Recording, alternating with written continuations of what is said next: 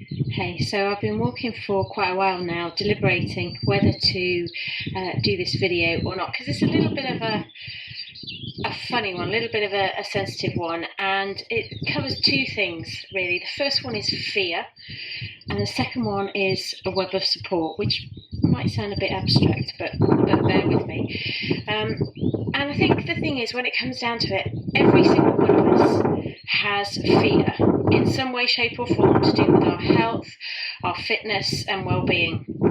And it can work for you or against you in a number of ways, and I guess it depends what your fear is. So for some people it may be kind of like a fear of losing your mobility, your strength, ability to do things when you're older, or even losing your physique, worrying about shape changes, those sorts of things. Those fears can drive you to eat a certain way, behave a certain way, exercise a certain way as well.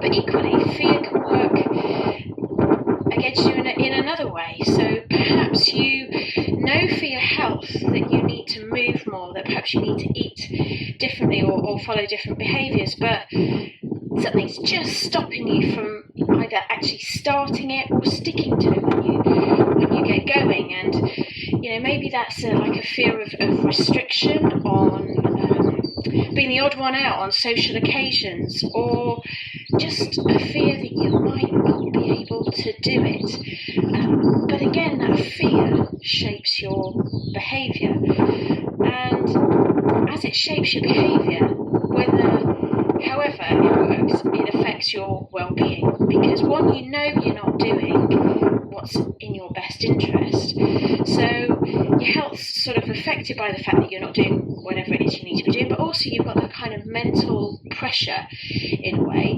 that you know you're not as well. So it's kind of a double-edged sword. So I'm just worried about rambling a little bit here, but kind of where this came out of for me is from tomorrow and for the next couple of months, it's a very emotionally charged time for me. So I know the fear of that emotion has led me to put more and more in my diary, get more and more busy, to the end where things are slipping, things aren't getting done to the right standard, these sorts of things.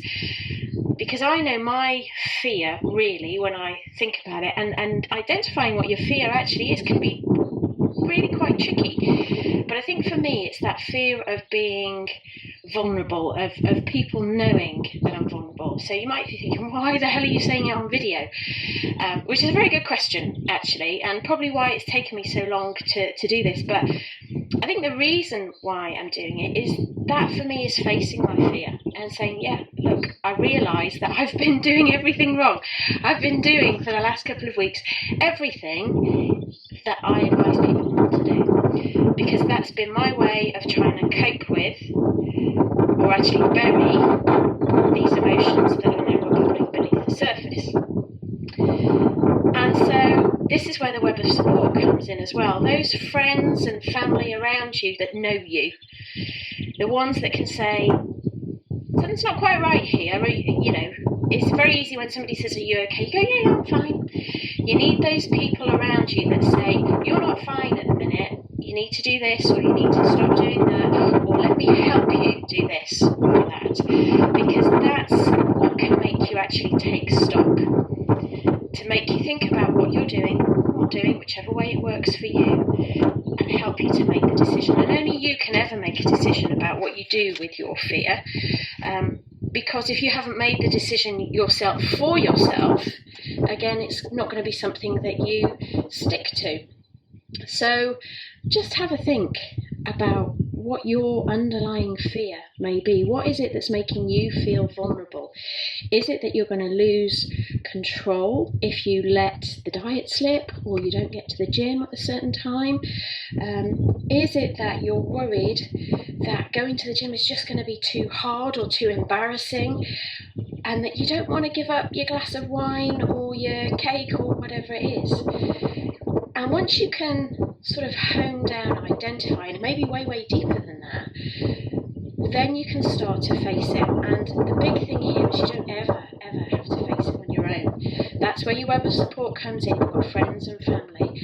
But where it is something to do with health, fitness and or well-being, you can talk to a coach such as myself. And I know from my own experience with a counsellor, sometimes talking to somebody completely removed from your life, somebody who can be objective, yet well informed, can be a great way to unravel what that fear is.